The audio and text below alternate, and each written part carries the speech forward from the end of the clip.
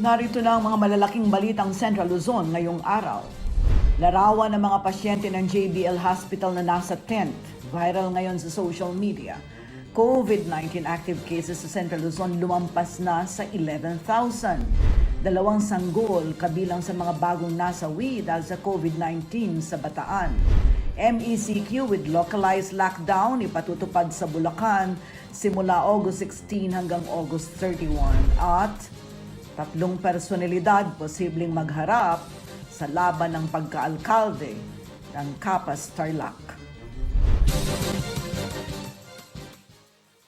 Maya Pabengi, Pampanga, magandang gabi Central Luzon. Ako si Sonia P. Soto at ito ang mga nangunguna at tinutukang balita ng CLTV News. Patuloy ang pagtaas ng bilang ng aktibong kaso ng COVID-19 sa Central Luzon. Batay sa pinakuhuling datos ng Department of Health, lampas na sa 11,000 ang active cases sa rehiyon, kaya naman patuloy ang pagpapatupad ng interprovincial border checkpoints sa mga lalawigan. Ang COVID-19 update sa rehiyon ihahatid sa atin ni Rainiel Pawid.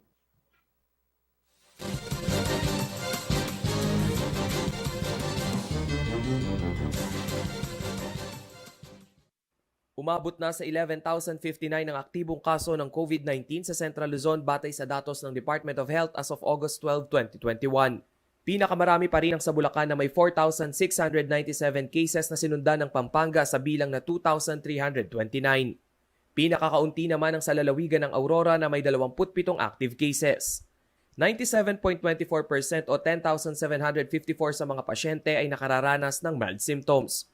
100 pasyente ang asymptomatic, 95 ang moderate cases, 85 ang may severe conditions at 23 ang nasa critical stage. Payo naman ng isang eksperto, malaking tulong din kung magpapabakuna kontra flu ang ating mga kababayan lalo na ngayong COVID-19 pandemic. Makapagbibigay umano ito ng mas malakas na resistensya laban sa ilang virus na nagdudulot ng trangkaso at ibang sakit. Very important po to consult your doctor and have that discussion po on how you can prevent flu or trangkaso by getting vaccinated. And i-highlight ko lang po ulit yung mga high risk na mga individual no na kailangan po nating proteksyonan o bigyan ng pansin. Ito po yung mga pedya na pasyente po 6 na buwan hanggang 5 taong gulang, yung mga buntis, yung mga elderly po natin at yung mga pasyente na may comorbidity. Sa kasalukuyan, binabantayan din ang pagkalat ng mas nakahawang Delta variant na nadetect na rin sa ilang probinsya ng rehiyon. 7 ang sa Bulacan, 34 sa Bataan, 2 sa Pampanga at 2 sa Olongapo City. Patuloy naman ang pagpapatupad ng interprovincial border control sa buong rehiyon upang malimitahan ang pagpasok ng mga non-essential traveler lalo na ang galing sa mga high-risk area. Sa kasalukuyan, nakapasailalim sa ECQ ang Bataan hanggang August 22. Simula August 16 hanggang 31 naman ay MECQ ang iiral sa probinsya ng Bulacan. At ngayong August 13 ay isinailalim din sa General Community Quarantine ang buong Tarlac. Habang ang lahat ng natitirang lalawigan ay MGCQ ang iniimplementang quarantine protocols. Rainiel Pawid, CLTV News.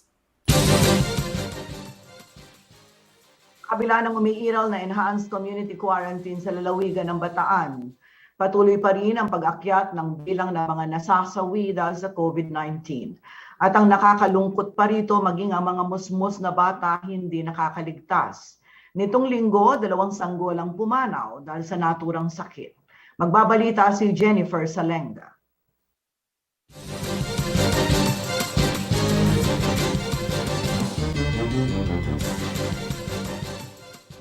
Umabot na sa 560 ang bilang ng mga nasasawi dahil sa COVID-19 sa Bataan as of August 11, 2021.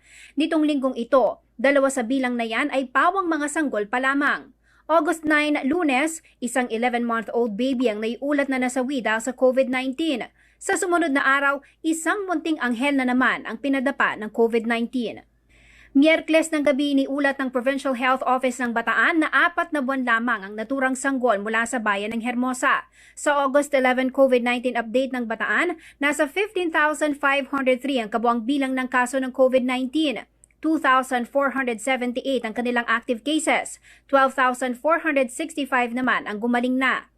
Sa pagpasok ng Delta variant sa lalawigan, isinailalim din sa Enhanced Community Quarantine o ECQ ang Bataan nitong 8 ng Agosto na tatagal hanggang August 22. Sa kabila nito, tuloy-tuloy pa rin ang pagpapabakuna sa mga Bataenyo. As of August 12, 2021, nasa 119,141 ang kabuang bilang ng mga Bataenyong fully vaccinated na kontra COVID-19, kasama ang 43,404 na nabakunahan ng single-dose brand na Janssen. Samantala, mayroong 139,197 na iba pa ang tumanggap ng kanilang first dose mula sa 23 vaccination sites na matatagpuan sa lungsod ng Balanga at 11 munisipalidad sa probinsya. Batay sa 2021 population projection ng Department of Health, higit 849,000 ang bilang ng mga residente sa Bataan. Higit 593,000 dito ang dapat maging fully vaccinated para makamit ang herd immunity. Kanila na ring iminungkahi sa Interim National Immunization Technical Advisory Group na kailangan ng isama ang mga bata dahil maaari din silang maging vulnerable, lalo na mga batang may comorbidities. Jennifer Salenga, CLTV News.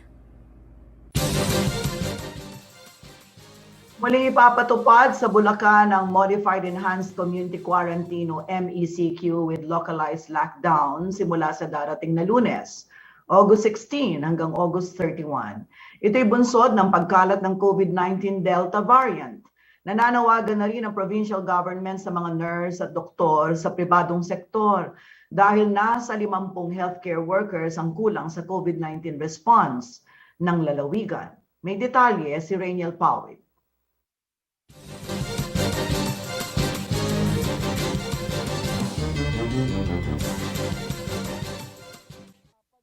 Dalawang 2,751 na aktibong kaso ng COVID-19 at 1,010 nasawi. Yan ang binabantayang bilang ng Bulacan IATF sa kasalukuyan. Sa nakalipas na linggo, kapansin-pansin ang patuloy na pagsipa pataas ng mga numero ng kanilang COVID-19 cases. Idagdag pa riyan ang 7 na-detect na Delta variant sa lalawigan. Recovered man ang 2 kaso mula sa bayan ng Plaridel at Giginto, patuloy naman nagpapagaling at naka-isolate ang 5 iba pa mula sa City of Malolos, City of San Jose del Monte, Santa Maria at San Ildefonso. Kaya naman muling pinaalalahanan ng mga Bulakenyo sa napipintong implementasyon ng Modified Enhanced Community Quarantine sa kalagitnaan ng buwan. Kasalukuyang nasa General Community Quarantine ng Bulacan. By August 16, ang Bulacan ay ma-under sa MECQ with localized lockdown. Wala umanong ipatutupad na liquor ban, subalit bawal pa rin ang mass gathering o anumang uri ng pagtitipon. Limitado lang din sa 10 to 30% capacity ang maaring dumalo sa mga religious activity. Aminado naman ang Provincial IATF na 40 to 50 nurses at 10 doktor ang kulang sa kanilang healthcare manpower na tututok sa COVID response sa kanilang mga ospital. Nananawagan ako sa lahat ng mga nurses dito sa Bulacan, tumulong na po tayo. Wala na ring tigil ang pagbabakuna kontra coronavirus sa buong probinsya. Bukod sa mga vaccination sites sa bawat syudad at munisipalidad, umiikot na rin ang mobile vaccination team para sa mga Bulakenyong bedridden at senior citizen. Sa July 31 COVID vaccination report ng Bulacan, 344,740 na ang nakatanggap ng first dose, habang 268,215 naman ang fully vaccinated. Batay sa 2021 population projection ng Department of Health, nasa 3.7 million ang populasyon ng Bulacan. Ibig sabihin, kailangan mabakunahan ang nasa higit 2.5 milyong katao para maabot ang herd immunity. Rainiel Pawid, CLTV News. Sa pagbabalik ng CLTV News, larawan ng mga pasyente ng JBL Hospital na nasa tent, viral ngayon sa social media. Manatiling nakatutok para sa iba pang mga nangungunang balita ngayong araw.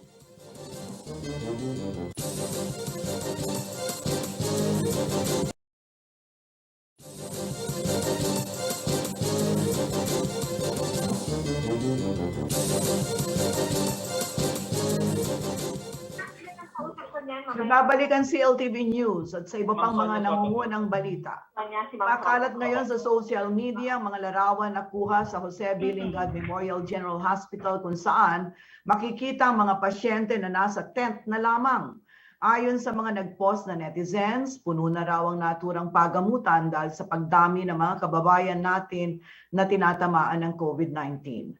Para malaman natin ang totoong sitwasyon sa likod ng trending na larawan, makakapanayam natin via phone patch si Dr. Montserrat Chichoco, ang Hospital Director ng JBL-MGH. Magandang gabi sa iyo, Doc. Hello, good evening po. Magandang gabi po, Ma'am Sonia. Opo. Oh, thank you ha. Alam namin busy-busy kayo pero ito kailangan lang naming itanong sa inyo ang ilang mga bagay. Doktora, ito po bang larawan na nagte-trending sa social media kung saan makikita na nasa tent ang mga pasyente? Totoo po ba ito? Yes, ma'am. Yan pong tent na po yan ay aming extension ng aming COVID isolation emergency room. Dahil sa yung kapasidad ng emergency room namin, maliit lang po yan, marami pong dumadating na mga dala-dala ng ambulance. So, kaysa maghihintay po sila sa ambulansya, binababa na po namin, pinahihiga na po doon sa mga bed at binibigyan na po namin ng oxygen support. Mas mahirap po kasi na sa sasakyan sila naghihintay while they are being processed for admission. I see. So, doktora, ito pong mga inilalagay dito, lahat COVID-19 patients. Ang nasa isolation emergency room po kasi, ito po yung mga COVID confirmed na nire-refer, yung mga nakita po or nagkonsulta sa emergency room namin na COVID suspects, at saka yung po mga COVID probable po ng mga pasyente. So all of these cases po, mga COVID related po, yung mga presentation po ng kanilang mga sakit. At doon po sa tent lahat yan, doktora? Opo, while they are being processed po for admission, kasi hindi po dyan yung aming ward, inaakyat po namin sila. Yung building po sa likuran, yan po yung aming COVID dedicated po ng mga wards na dyan po. So bago po kasi sila iakyat, ipoproseso na yung x-ray nila, yung swabbing ulit nila, repeat swab, and then all other laboratories po. And of course, the admission, may mga doctor's orders po kasi yan. Okay. So medyo matagal-tagal po kasi yung processing ng CR natin. Kaya nagpa-pile up kasi po yung dumadami yung ambulansya na nakapila. So instead na maghihintay si ambulance, ang ginawa namin, nag-set up kami ng tent para mabilis lang din po yung mga ambulance na makaalis. Kasi isa po yun sa mga nagiging ng mga ambulance na maghintay sila ng matagal. Dahil syempre nga naman, kailangan ng ambulansya dun sa ibang ospital na nagre-refer sa amin. Oo. Doktora, mga ilan naman yung kayang i-process dito sa mga tents na ito? Bali, 2 tent po yan. Yung isa pong tent dyan is para sa mga bantay. Yung mga nangangailangan po kasi yung iba ng alalay. So, doon namin sila pinag-stay. We place 10, each tent po, 10 beds po yun. So, 2 tents na malalaki po yan. So, we have 20 beds dyan. Yung isolation emergency room po kasi namin, nasa 8 to 12 lang po ang pwedeng ilagay na may stretcher bed. So, pagkapulong na po doon, nilalagay po namin dyan sa emergency room tent na yan. I see. Doktora, ano naman po yung estado ng ating COVID-19 bed sa loob ng ospital naman sa kasalukuyan? So, sa totoo lang, marami po talaga tayong admission ngayon at halos marami po talagang nakandon sa aming COVID wards, no? And also our COVID critical care areas. Dahil sa ang JBL naman ay isang referral level 3 referral hospital. Kaya yung mga severe cases, mga complicated cases po, and the critical cases, inire-refer po yan sa amin ng mga level 1, level 2 hospitals po. So talagang kahit na po marami po kaming bed, dahil ito po yung pinikater namin, constant naman po na ang level po namin hindi bumababa yung aming admission doon. I see. Doktora, when you say marami kayong mga COVID-19 beds, mga ilan yun? We have allotted 481 ma'am na COVID beds, and 185 of this is considered as COVID critical beds. Ito po yung may ICU and ICU setup. Andito rin po yung mga areas na meron kaming hemodialysis, CRRT machine, yung mga area na nandun yung mga ventilator po namin at saka mga high flow nasal cannula. Ito po yung COVID critical care areas namin. We have 185 po doon na bed na inalaan. So meron pa po ba bang bakante sa ICU o katulad po ng ibang ospital? Meron pa naman po. Kasi po, continuous naman po. Every day naman po yan, may mga discharges po tayo, yung mga na-improve na po. Tinatransfer po namin siya sa aming step-down facility, which is in Bocaue, ma'am. Meron kami po doon na COVID isolation extension facility. So those that are improving and stable, na hindi na po mga kailangan ng mga ventilator, ng high flow nasal cannula, kundi oxygen support na lang po ng ordinary, doon na po namin sila dinadala hanggang sa makarecover po sila. And then we further transfer them dun sa recovering natin na naka-network po kami with the Diosdado Macapagal Extension Isolation Facility din po. I see. Oo. Doktora, itong mga pasyente na ito, ano yung mga edad nila? Yung mga may COVID? Halo-halo, ma'am kasi maraming senior citizens, plus yung may mga comorbid po, yung may mga diabetes, hypertension, sakit sa puso, marami po kami yan. At may mga bata na ba? Tapos meron din po naman ng mga bata, dahil sa ngayon hindi na natin alam, no? Katulad din ng ibang mga ospital sa Maynila, meron din po kaming mga natatanggap na mga pasyente na mga bata. Pati mga buntis, meron din po yan. And also, maski yung mga nasa working age or working population, meron din po kaming mga natatanggap na mga referral patients na nagpo-walk. Doktora, more or less, meron ba kayong data kung sino-sino na yung mga ilang porsyento ng mga ina-admit ninyo sa ospital na COVID case ang vaccinated? Yan po yung amin ngayon na tinatrabaho, ma'am, because we are trying to know kung ilan dito sa mga ito. So we are working back simula na nag-umpisa yung pagbabakuna, ma'am. Dahil ang una kasing roll out ng bakuna ay healthcare workers muna, and then yung mga senior citizen, and then yung mga may comorbid. So tinitingnan namin ngayon sa mga datos namin. We are working it out on the actual number po ng mga na-accept na namin or na-admit namin po na merong mga records ng bakuna. So wala pa tayong ideya ilang porsyento dito yung vaccinated? Wala, ma'am. Opo. Kami po kasi ang na-monitor po namin yung mga empleyado na nagpa-positive, kung bakunado ba sila o hindi. And yun po yung in-establish namin ngayon on the patient records naman po. Doktora, can you tell us kung ang sitwasyon ba na ito ay maituturing na third wave ng surge? Malalaman, ma'am, natin yan kasi po ngayon paumpisa pa lang yung pagtaas, no? So makikita natin yan, ma'am, yung spike. Pag nag-spike po talaga, then we can say that it's surge. Tignan po natin yung ang tawag natin dito, yung rate kung gaano kadami yung mga naitatala na mga nagpa-positive po. Pag mabilis po ang doubling time niyan, masasabi natin na ito ay surge.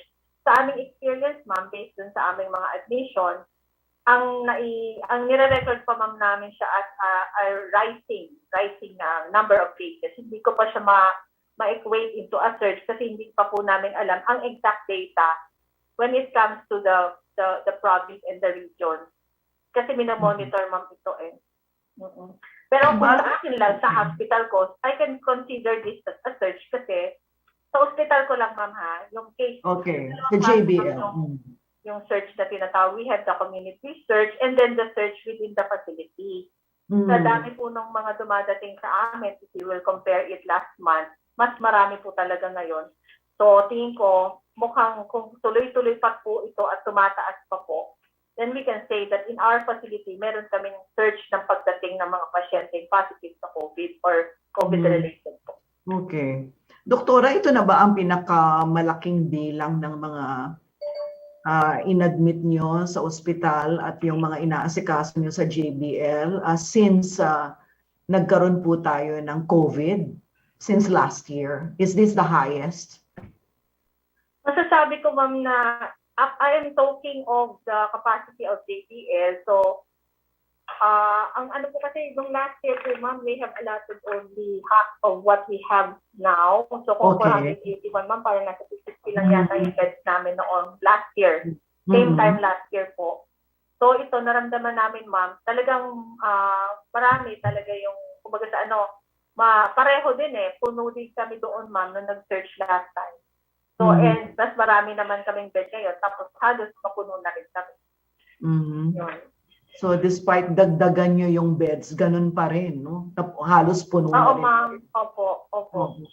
Ganun Doktora, po. kumusta naman yung personnel natin sa JBL?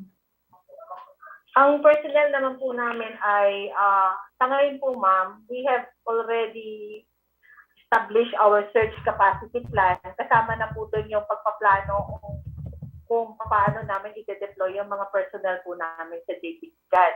So we have allotted a fixed number po ng mga empleyado at meron pong mga naka-deck po ng mga healthcare personnel na in case of search, sila po yung i-add namin doon sa deployment.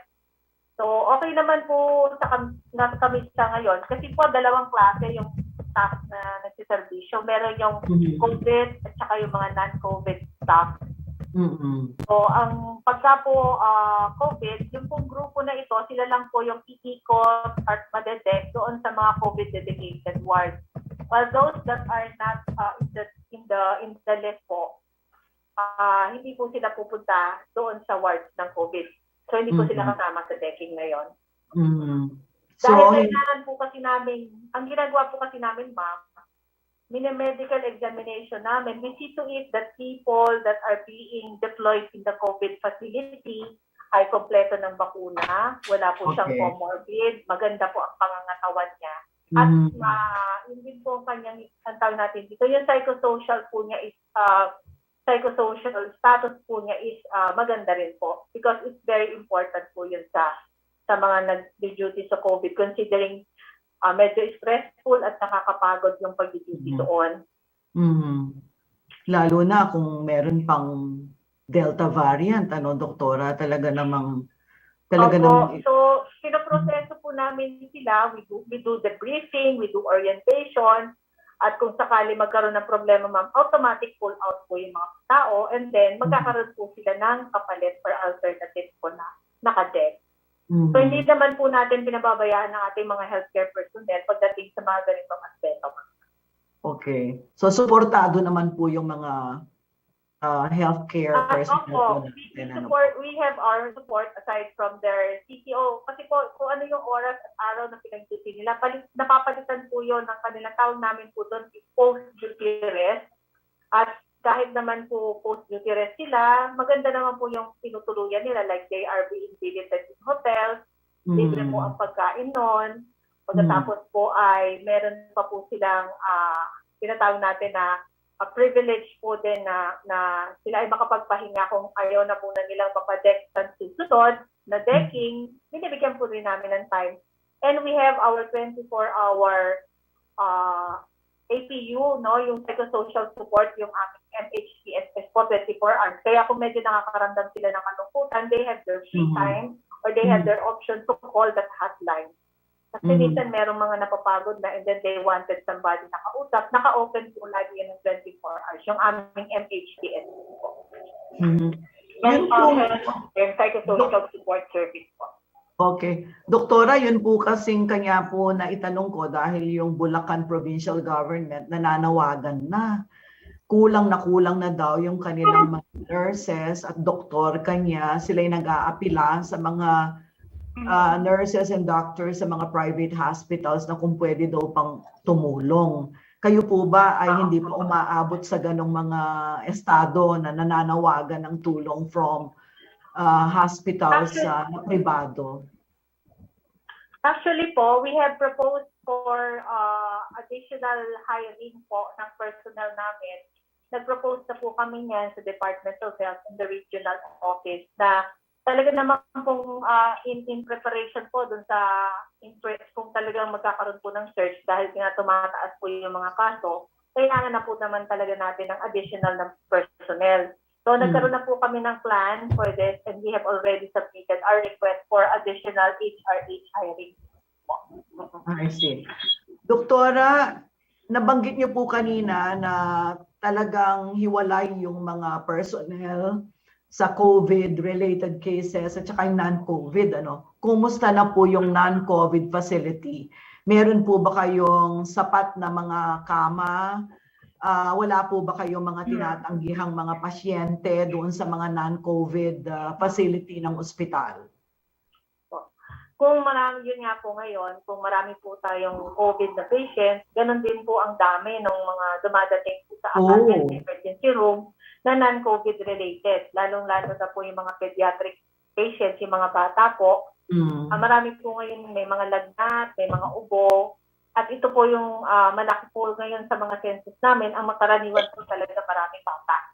So, at mga medyo may edad na may mga hypertension, tapos yung meron pong mga at yung po mga referral na nanggagaling po sa ibang hospital na hindi po nila ma-manage dun sa kanila. So sa amin po nire-refer yon. So adequate din naman po yung personnel namin pagdating doon sa mga non-COVID na wards namin. And sa ngayon po, dahil hindi naman po natin mapapauwi itong mga pasyente ito pagka admissible po sila, so we are trying to repurpose other areas to accommodate po yung mga ibang admissions po namin na non-COVID related. So meron po kaming mga dinagdag na mga lugar para dun sa mga pasyente natin. Doktora, alam ko na maraming kaso sa ibang mga lugar kung saan yung mga inadmit na pasyente na hindi naman wala namang COVID, nakakakuha ng COVID sa mismong ospital na. Meron bang mga ganyang sitwasyon sa JBL, Doktora? Wala pa po naman kaming na-experience na ganyan. Sa amin po kasi, bago ma-admit po si pasyente at dalhin sa ward na regular, sila po ay tinetest na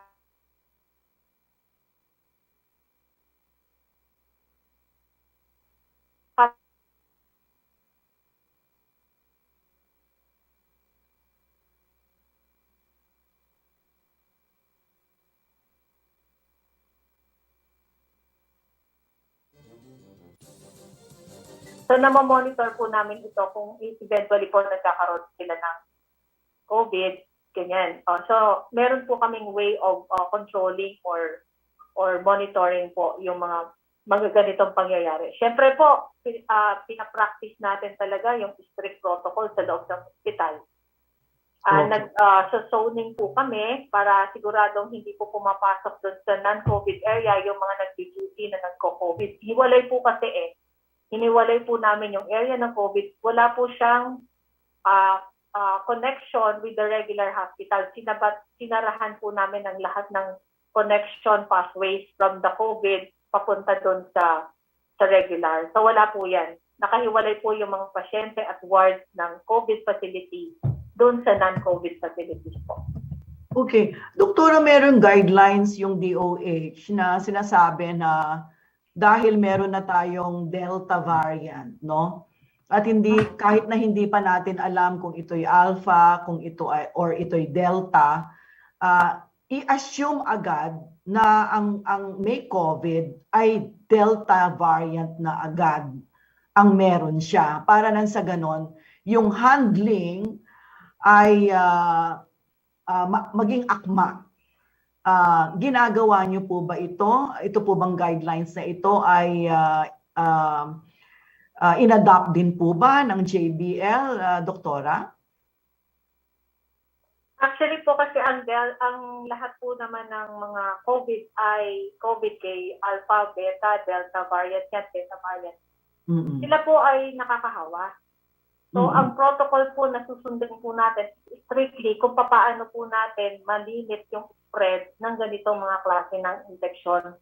Mapa-delta po siya, mapa-alpha. Although we know that the delta variant and the alpha variant po, ito yung medyo mabilis na kumilos or ma-disseminate no, or kumalat. So, meron tayong mga inilagay na mga safety protocol. Engineering control po ang tawag namin dito. So, matagal po kasing lumabas ang resulta kung Delta variant nga sa pasyente. So, we ensure that we have that engineering control in place para ma-assure natin na hindi ma-prevent po natin yung pagkalat na ito ng ng sakit na ito. May mapa-delta po siya or hindi pa siya delta. So we consider every case as infectious just like the Delta variant. Ganun po kasi ang approach. Lahat po naman sila is nakakahawa. Mhm. At ang Delta variant po ay hindi naman na-detect ng RT-PCR, hindi po ba? So, nagpapadala po ba kayo ng mga samples sa Genome Center, Doktora? Yes, ma'am. We have patient samples being brought to Genome Center. Basta po ito ay pasok dun sa criteria po, so i-refer po namin ito sa the Regional Epidemiology Surveillance Unit, and then sila po ang mag-evaluate ng aming request, and then sila na rin po ang kukuha ng sample at idadalhin dun sa Philippine Genome Center. Mga ilan na po ba yung naipadala nyo sa Philippine Genome Center para po ma-ascertain kung ito po ay Delta variant o hindi? Itong huli po, meron kaming pinadala na something like 22 samples wala pa, doon sa naipadala namin is last July. Wala pa naman po kaming na-inform na kami ay meron positive. Wala pa po kaming na-receive na meron pong Delta variant doon sa mga naipadala namin.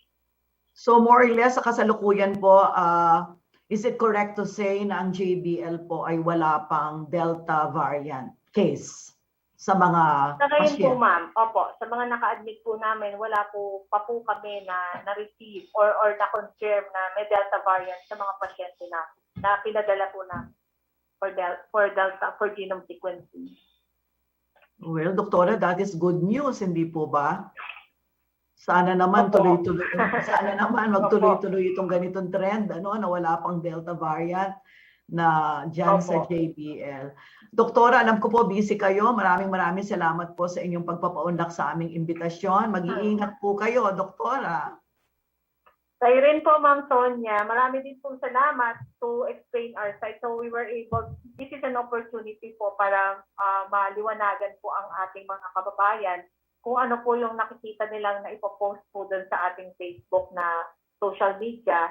So, yun po yung gusto rin po naman namin na maiklaro sa ating mga kababayan.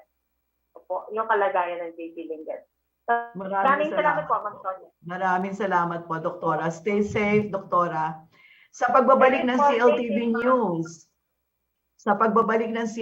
News, tatlong personalidad posibleng magharap sa laban ng pagkaalkalde sa Kapas. Manatiling nakatutok at magbabalik ang CLTV News.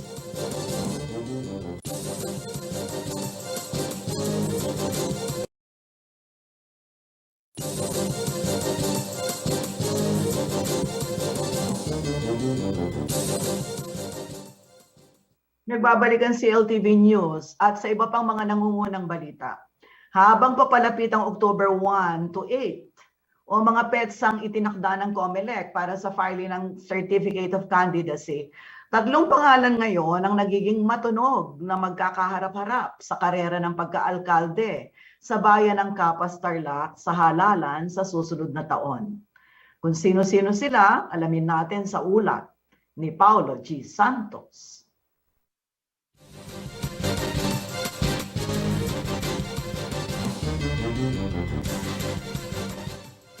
Ako po ay mananatili sa partidong NPC. Yan po ang aking kasalukuyang partido and I have to stay. And tatapusin ko po ang last termino ko as mayor. Ito na po yung last term ko sa pangatlong beses from 2016 up to 2022. Ganito kasigurado si Kapas Tarlac Mayor Reynaldo Katakutan sa kanyang tatahaking landas sa darating na halalan 2022. Ang re-election ng mayoral seat nito ay tila natunugan na raw ng kanyang mga kalaban. Kaya ang batikos sa alkalde ay napaaga. Umbisa na kayo lumaban, milabantana mo kayong kagustuhan at kayong katutuan. Patugutan nyo na ing kapanyaran, uling datangal do, ala kayong asapat. Hindi ka, para-parutan mong kapasenyo, para-parutan Pilipino, dapat etapakasakit in politika. Walang kagatul-gatul na pinangalanan ni Mayor Katakutan ang pinariringgan niyang politiko na may ambisyon raw na maging katunggali sa pwesto sa halalan. Ito rin umano ang nasa likod ng pambabatikos ni Miss Pyra Lucas na tinaguri ang White Lady ng Mabalacat na nagpaparatang sa alkalde na land grabber sa Kapas. Nung nino ipalpatok, yung ilunto keng gulot. O ngayon, ipalpatok ya, yung gatso keng gulot. Di ba? Oh well, sa bintana, nga ganang expose ng Pyra, ngayon yung gagamitan na ng kanakong vice mayor. So therefore, nga ganang expose ng Pyra, ya po yung keng gulot. Sinabi ni Mayor Katakutan na nabisto niya ito dahil sa iyon ang sumulpot na abogado ni Pyra Lucas makaraan ang isang insidente na mag-serve ng search warrant sa isang kaalyado ni Lucas. Di natang lang sabi, Pyra. Yang kabugado, ang po'y Pyra, yang mag-live. Ayon sa alkalde, nakatitiyak siya na ang ulo ay si Vice Mayor Roseler Butch Rodriguez dahil pati umano sa naging privilege speech nito. At pagdeklara na siya'y tatakbo, ang merito ng mga kaso ay parehas na parehas ng mga binabanggit ni Lucas. Well, ako expect, kanita uling balo ko kaalyado ke. So ngayon, pablasang linto, dahil issues ng Pyra, ilang issues na, so misan metong lang. Ginamit depi ni White Lady Kaya tangal do, isipan ko, nung nining keng kagulutan na, ning mapanyirakan ako keng Facebook ay ni. Pinasinungalingan naman ni Pyra Lucas, chair ng United Filipino Against Crime and Corruption o UPAC, ang alegasyon ni Mayor Katakutan. Ang tinulungan anya niyang si Cesar Bautista na kanyang volunteer community leader ay matagal ng kalaban sa kaso ni Mayor Katakutan. Common knowledge rin anya pati sa korte na ang legal counsel nito kahit pa noon ay si Vice Mayor Roseler Butch Rodriguez. Baka nakakalimutan ni Mayor Raycat, kinasuhan niya si Mr. Cesar Bautista aka Jumong noong 2018. Kinasuhan niya ng fabricated case. Ang kinuhang abogado ni Mr. Cesar Bautista, on record yan, sa sala ni Judge Pangilinan ay si Vice Mayor Butch Rodriguez. Sinabi ni Pyra Lucas na hindi maiaalis ang poot ng alkalde sa kanya at sa tumatayo ngayon na magiging katunggali sa pagka-alkalde sa 2022 election. Pero iginagarantiyan nito na walang alyansang namamagitan sa kanila ng vice-alkalde. Alam mo, nagagalit lang sa akin si Raycat. Or of course, magagalit din siya kasi may lumulutang na kalaban niya. Pero kahit anuman ang paggawa niya ng fabricated na kwento sa mga kapasenyo o sa mga followers ko, wala silang maididikit sa akin tungkol kay Vice Mayor. Never kong naging kaibigan o never akong makikipag-alyansa in terms of politics or Rodriguez. Sinabi ni Lucas na bagamat wala siyang direktang nagiging hakbangin sa magiging karera sa politika para sa 2022 local election, huwag rin umano siyang imenos ni Mayor Reynaldo Katakutan sa posibleng gawin nito sa susunod na panahon. Dahil mismong ang mga bumabaliktad umano na supporters ng alkalde ang nanghihikayat sa kanya na tumakbo sa Kapas. Meron, ang dami. I'll be honest with you, mga negosyante, religious sect, mga kababahihan, kalalakihan, actually mga leaders niya sa UNO, daming nagme-message sa akin. Wala pang binanggit kung anong partido politikal ang napupusuan ni Lucas na umalyansa, pero inamin niya na matagal na itong may property sa Kapas Tarlac. Samantala, sa panig naman ni Vice Mayor Roseler Butch Rodriguez, inamin niya na sigurado na ang kanyang kandidatura sa pagkaalkalde ng Kapas sa 2022. Ngunit ang paratang ni Mayor Raycat na siya ang ulo nito sa mga expose ni Lucas, wala raw itong katotohanan. Pinakonfirm ko that I will be running for mayor next year. No? Lalaban akong mayor ng Kapas, for the position of mayor ng Kapas. Secondly, si Ms. Pyra Lucas, hindi personally known sa akin. Hindi ako acquainted sa kanya. And yung nangyari sa yung search warrant kay Mr. Jun Bautista, it so happened na nung umagang yun, that was 7:30 o'clock in the morning, I received a call from an unknown number. So sinagot ko yun. Hindi ko alam na si Pyra Lucas pala yun. Pinasinungalingan naman niya na lahat ng sinabi nito sa kanyang privilege speech ay galing sa expose ni Pyra Lucas Anya, ang issue niya ay nagkataon lamang umano na ibinubulgar din ni Lucas. Well, hindi ko alam. Yung privilege speech ko, hindi ko tinouch yung mga expose ni Ms. Pyra Lucas about land grabbing, about mga lode sa Cristo Rey. Nag-rely lang ako sa report ng COA. Sa naging privilege speech ni Rodriguez, sinabi nitong hamon ang aligasyon na ipinupukol ngayon sa liderato ni Mayor Katakutan. Ang kasalukuyang mga usapin na kinakaharap ng aking mayor, ang mga naging pahayag ni Ms. Pyra Lucas sa Facebook laban sa aking mayor, totoo man ang mga ito o hindi, ay nagsilbing hamon. Paolo G. Santos, CLTV News. Sa pagbabalik ng CLTV News, silipin naman natin ang iba pang mga kaganapan sa rehiyon at ang lagay ng panahon bukas mula sa Pag-asa Clark.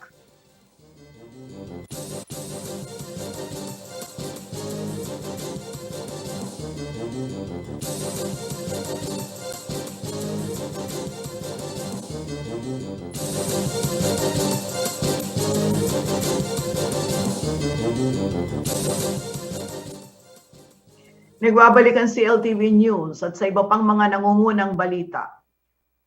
Narito naman ang isang mabilis na sulyap sa ibang mga balitang dapat nating malaman sa iba't ibang bahagi ng Central Luzon, hatid ni JM De Jesus.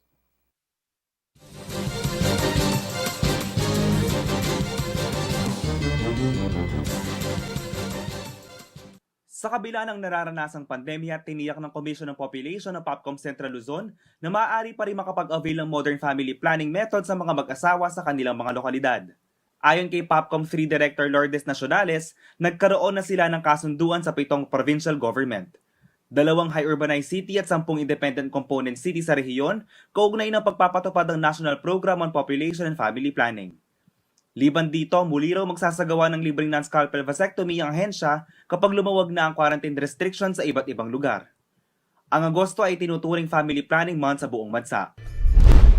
Upang makasabay sa hamon ng pandemya, patuloy umanong gagabayan ng Department of Trade and Industry Central Luzon ang mga micro and small entrepreneurs sa kanilang digital transformation. Ayon kay DTI Region 3 Director Leonola Baluyot, hindi humihinto ang kanilang kagawaran sa pagsasagawa ng webinars para maturuan ng e-commerce o pagbebenta online ng mga maliliit na negosyante sa rehiyon.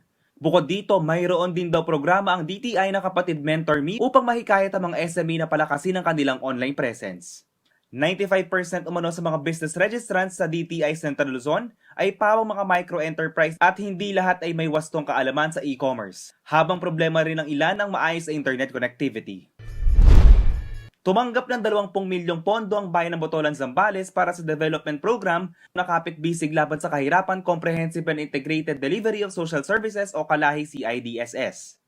Layunin na nato ng programa na tulungan ng mga kababayan nating nasa laylayan at bigyan sila ng akses sa mga serbisyo ng gobyerno at proyektong pangkaunlaran.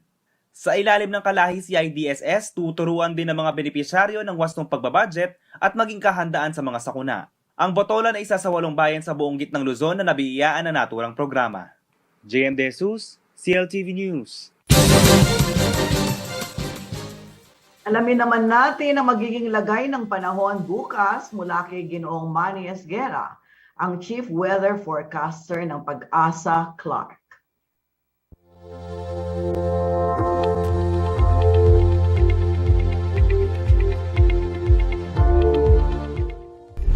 Okay, magandang gabi po sa ating mga kababayan.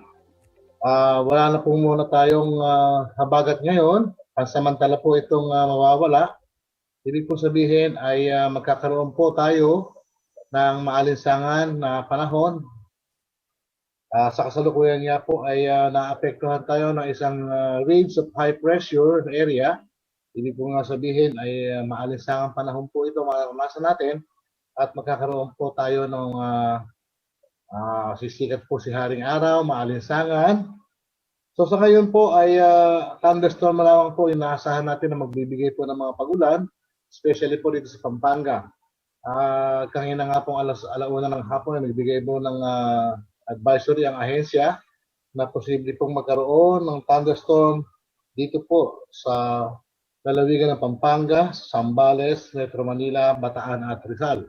So yan lamang po mga lugar na yan ang inaasahan na magkakaroon po ng mga pagulan, na posibleng mga pagulan. At kasama na rin po dito ang ilang parte ng Bulacan. Kasama rin po ang Quezon at ang ibang lugar po sa Southern Luzon. So sa ngayon po, asahan po natin yan yung maalisangang panahon. At ito po ay ating paghandaan dahil pasamantala lamang po ang pagkawala ng habagat. Medyo namamahinga po siya ngayon.